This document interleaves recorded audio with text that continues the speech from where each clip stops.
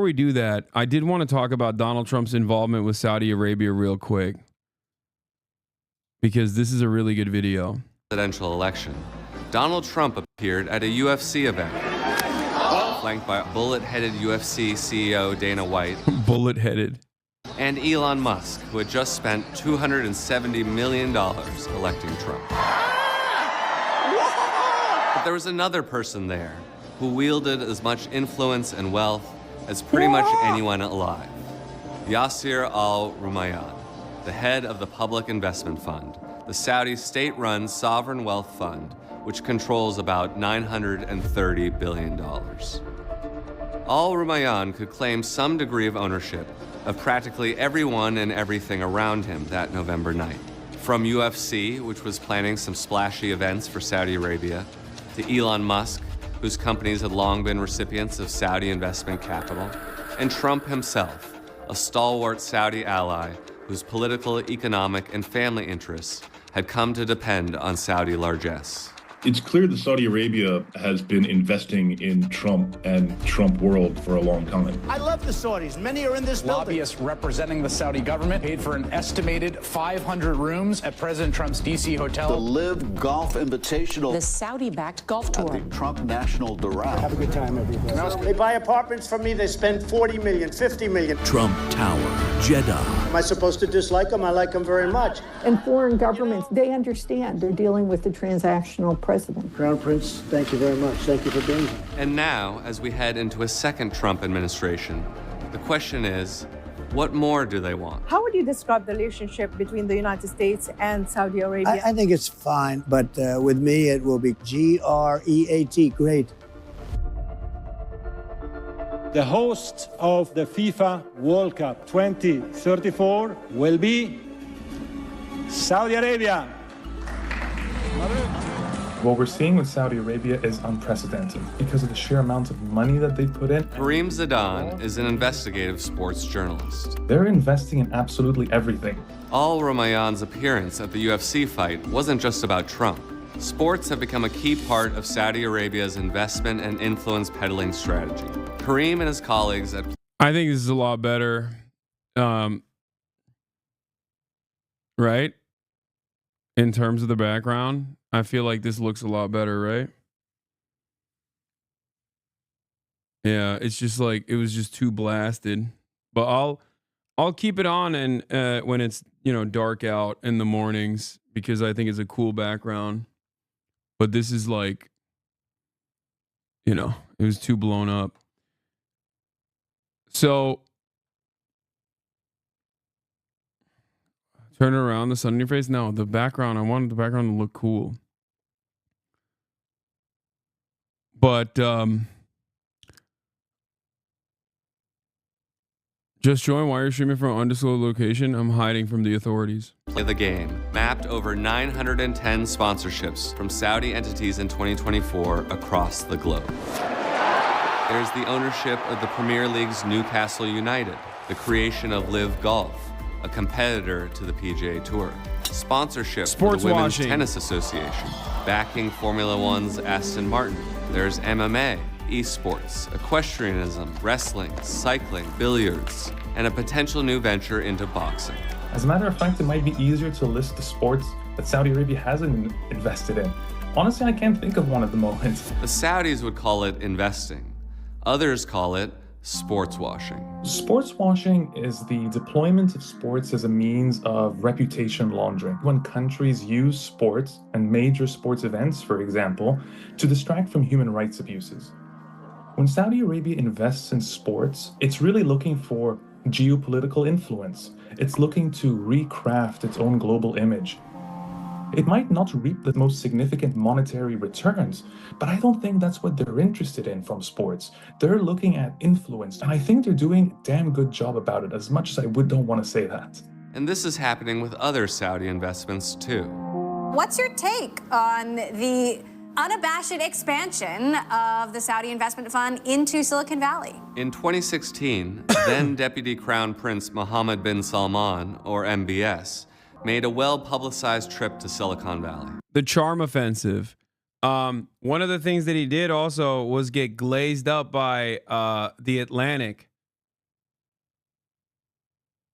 the editor-in-chief of The Atlantic, of course, is a former Israeli prison guard and was totally on board with the peace offensive, the charm offensive, as they called it. By 2018, Saudi Arabia was the single largest investor in U.S. startups. But where was that money going, and what was it doing? Let me give you an example. Twitter. When Twitter was a public firm, the Saudi Kingdom Holding Company was its largest outside shareholder, owning a bigger part than even co-founder and longtime CEO Jack Dorsey. But it wasn't just a financial relationship, as I've covered in my reporting. Twitter has long been an important place for the Saudi government to propagandize on behalf of MBS's economic program, flood Saudi-related discussions with posts from pro-regime trolls, and track and harass dissidents, some of whom have been doxxed, arrested, and tortured. In 2014, Twitter's leadership learned that a key MBS advisor was running a spy ring inside Twitter's San Francisco headquarters. Twitter never publicly... Under liberal control, by the way. Don't forget. Under liberal control, by the way. Make no mistake. Okay?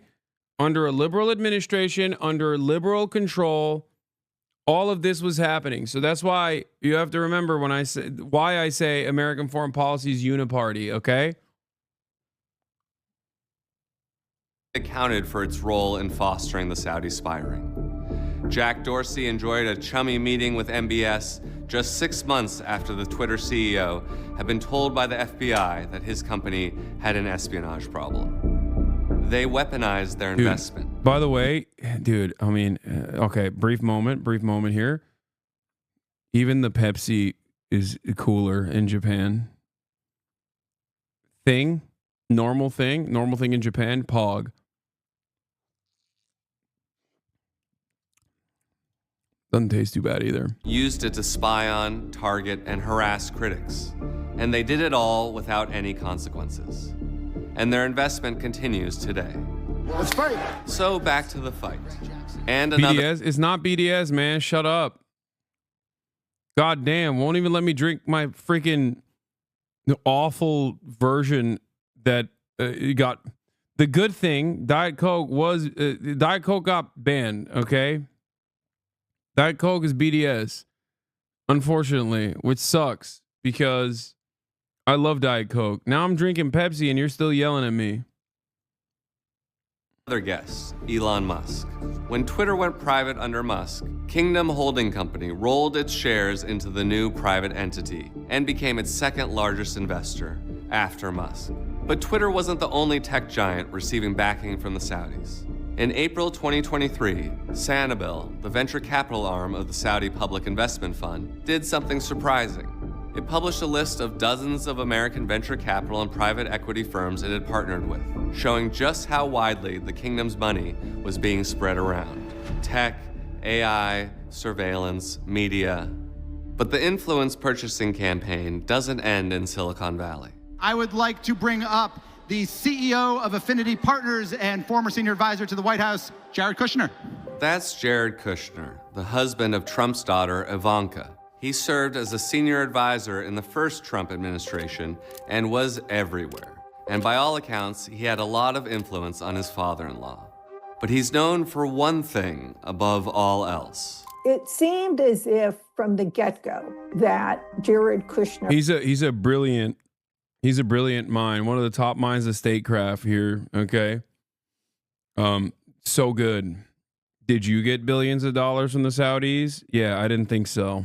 Was charged with cultivating the relationship with the Saudis. Virginia Cantor is Chief Ethics Counsel at Citizens for Responsibility and Ethics in Washington.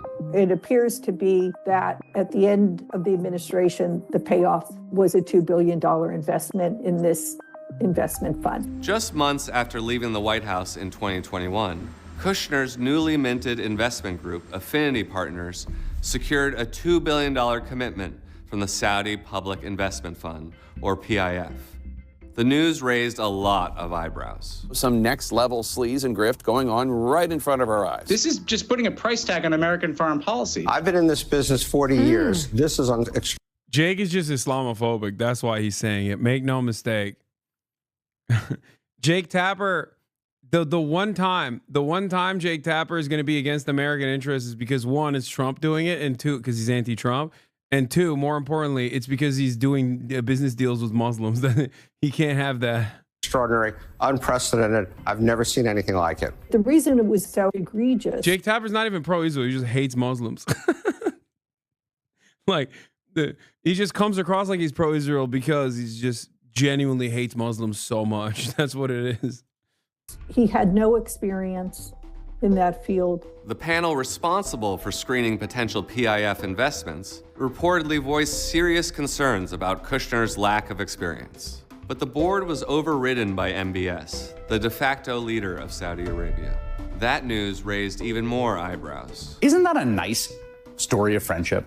Things you do for your bros? MBS proved to be a close ally to Kushner in the first Trump administration, working closely with him on various Middle East diplomatic negotiations.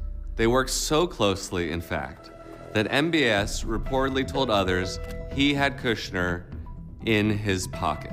It appears to be a payoff based on Mr. Kushner's dealings with the Saudi government and particularly MBS during the Trump administration. A Senate investigation found that Kushner's fund raked in $157 million in management fees, all while generating no return on investment for his clients. Jared, of course, sees no problems with the $2 billion transaction. For my critics, what I say is point to a single decision we made that wasn't in the interest. To my critics, I say, do you have $2 billion? No, I didn't think so. That's right. To my critics, I say, get your money up, not your funny up, okay? Sorry, shouldn't have been at the Istanbul embassy, okay? Wrong place, wrong time. Sometimes you get chopped up. Of America. Okay, I'll point to one. How about letting an ally kill a Washington Post columnist, Jared? What was really troubling about the assassination of Jamal Khashoggi, there was every indication. Oh, whatever, dude. $2 billion again, $2 billion. Just saying, $2 billion. That it was carried out by the Saudis. Also, fake news. He was doing fake news. Who cares? Washington Post.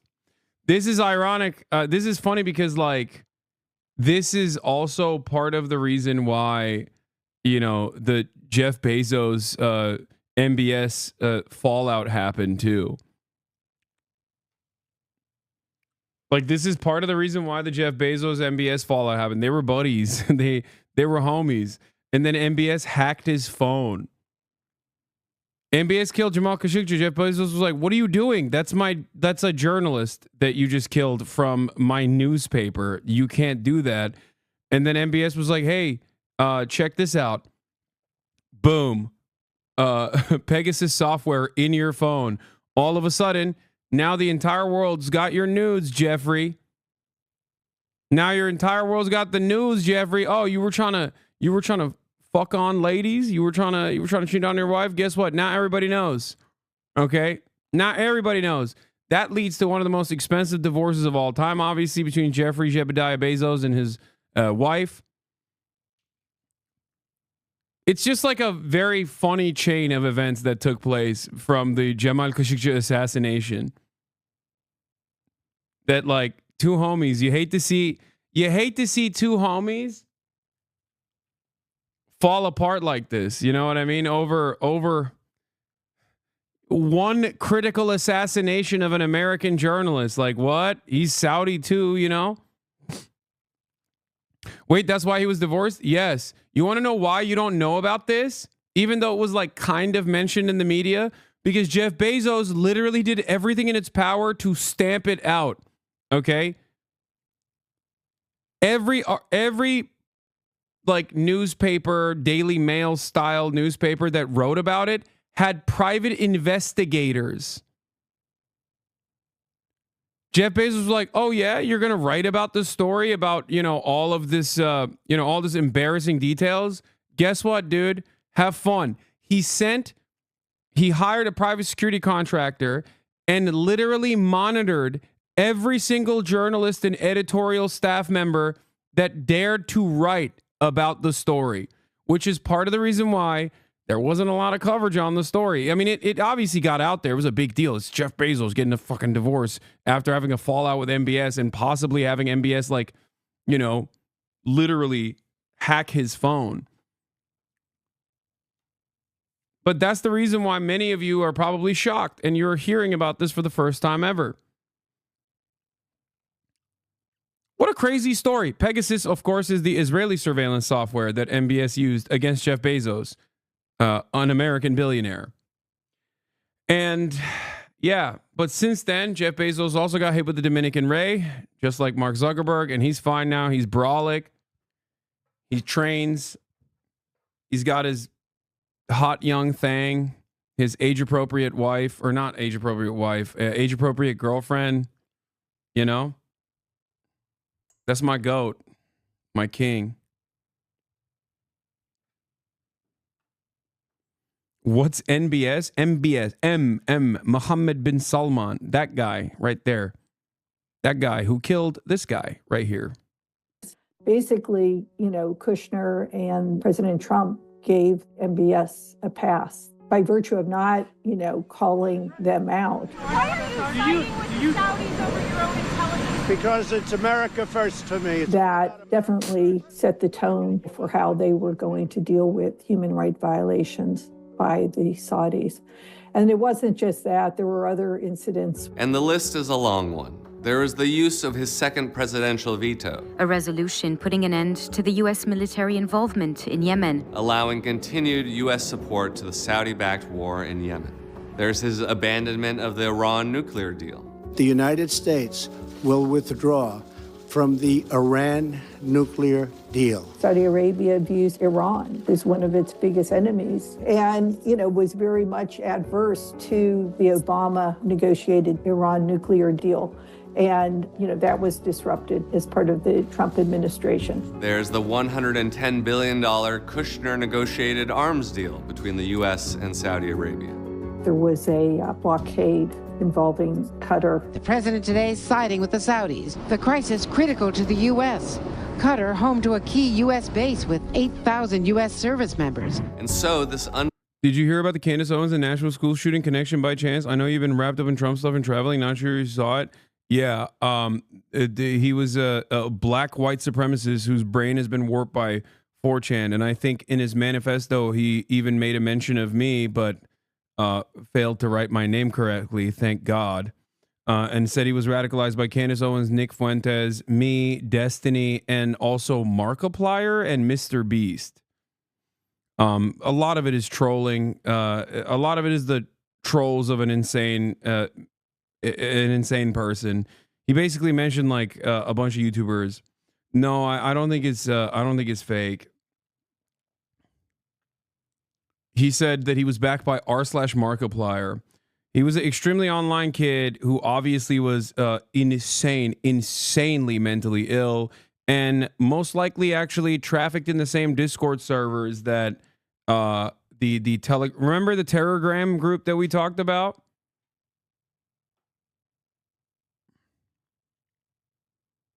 The Telegram group that we talked about, I think he was also part of that orbit a little bit. But yeah, he was out of his mind and also very much like a insane 4chan groiper.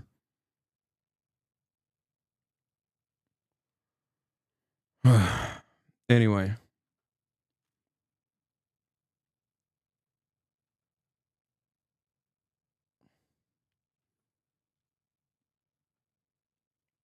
A black white supremacist. What is a groiper for us older viewers? It's just a term for extremely online Nazis, as they call themselves. It's kind of like the Pepe the Frog, but a different version of it, a modified version of it.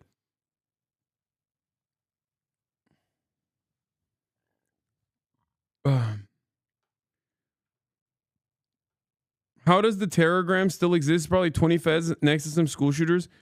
I don't understand how we just have no way. And he also live streamed the incident on Kick. I just don't understand how we have no way of dealing with like this level of like very obvious grooming happening by insane Nazis. And it's like international too. It is an international Telegram group called Terrorgram that straight up just grooms mentally ill people into doing like terror attacks like this.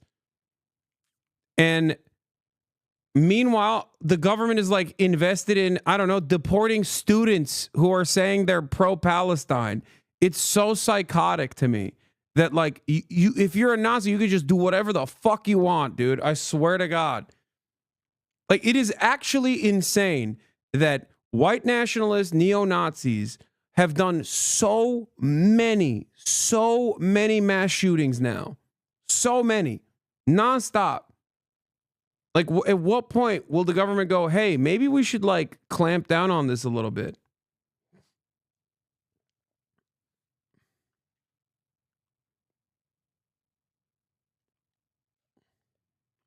Oh, black white supremacist not heard at all? Yeah, if you see the manifesto, you'll understand what I mean. He writes exactly like a person whose brain has been warped by 4chan and then I don't know, whatever subsequent Discord servers he went into to lose his mind completely. He says he calls himself the N-word with a hard R 1,000,000 times over, says like black people are inferior genetically and that he's embarrassed. He also calls himself an honorary Yakubian.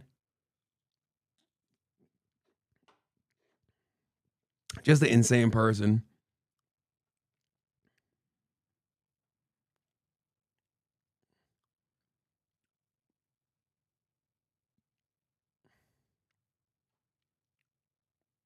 Let's continue. I'll get to it later. Is being interpreted in a new light since the 2021 investment from the Saudis to the one person who always has Trump's ear. Is it both a reward for how Kushner guided the Trump administration's foreign policy regarding Saudi Arabia in the past administration? And does it look like a payoff for how he can influence President-elect Trump in his future dealings with the Saudi Arabia? Kushner has said he won't take a formal role in the second administration, but reportedly... Dr. Yaqub, in Nation of Islam ideology, Dr. Yaqub is a black scientist with a massive brain, and he invented white people and tricknology. It's ridiculous, okay? Come on. And that person is not being serious when they mention Yaqub. They're memeing, which is kind of crazy to say. It's trolling. Everything is trolling.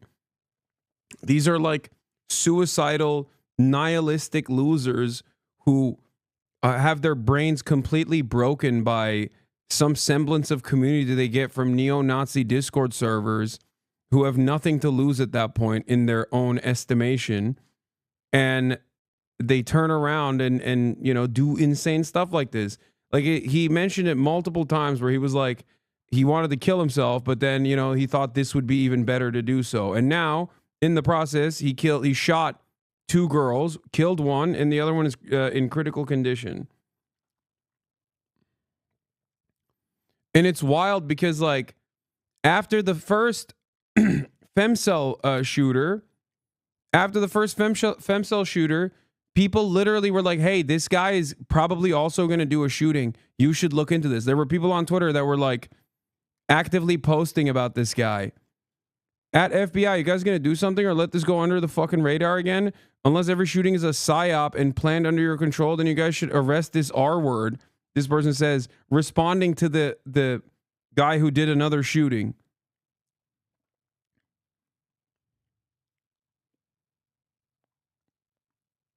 He's also Mercanius. Holy moly. Thank you for the 50 bomb. Jesus Christ. Let's finish this video and I'll get into it. Looking to be an informal advisor on Middle East matters, and the investments in Trumpworld haven't stopped.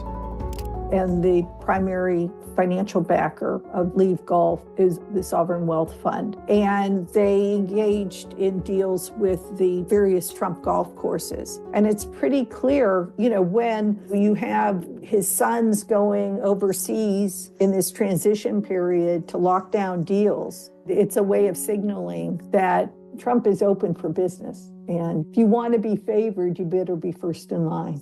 When you have someone like Trump, he tends to take the existing corruption in Washington Cutie and just Hasan turns it up to Rella. 11. Matt Duss is Executive Vice President at the Center for International Policy.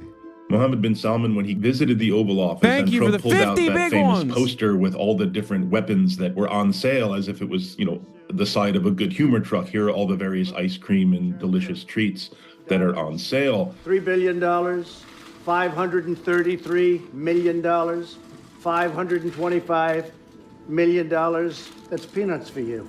And that was funny, but it was also, I think, a great demonstration of how Trump... Someone actually brought up a really interesting point. This is so infuriating. Right-wing conspiracy theories should be all over this shit.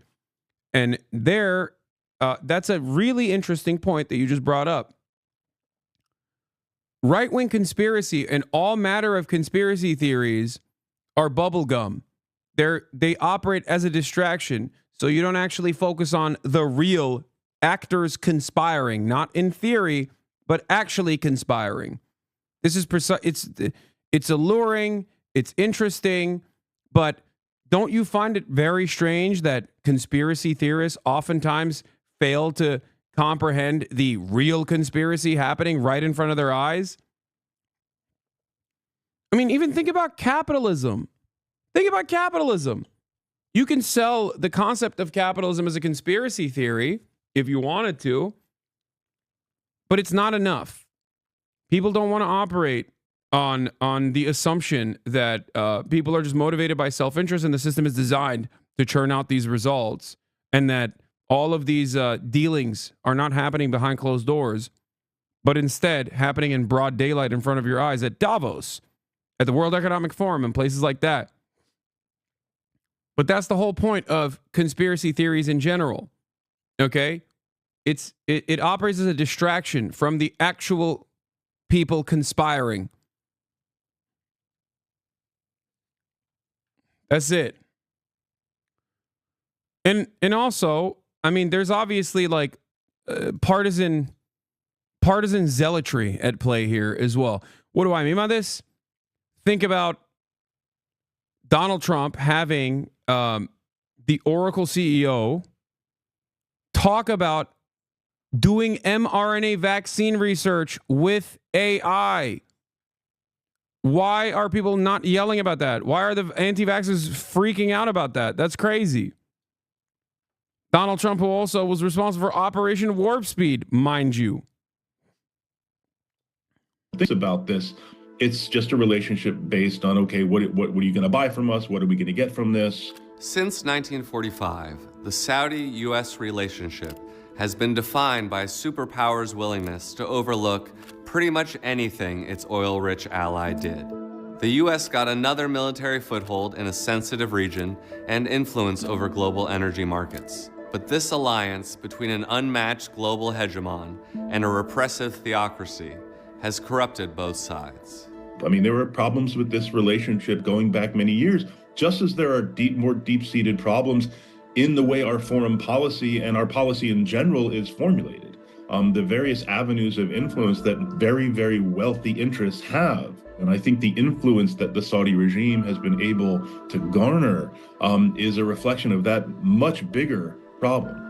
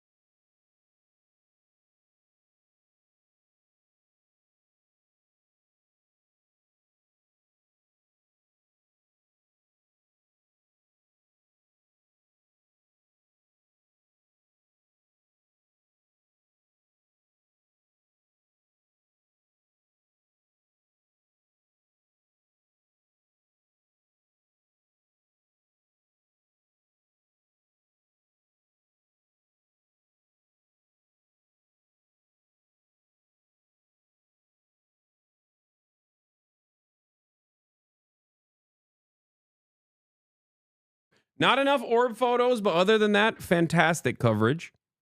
A lot of friends of the show were on it too, which is interesting.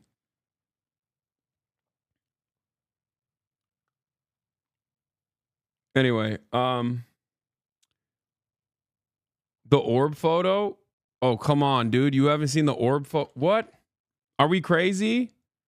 How have you not seen the orb photo, man? What are you talking about? Bro.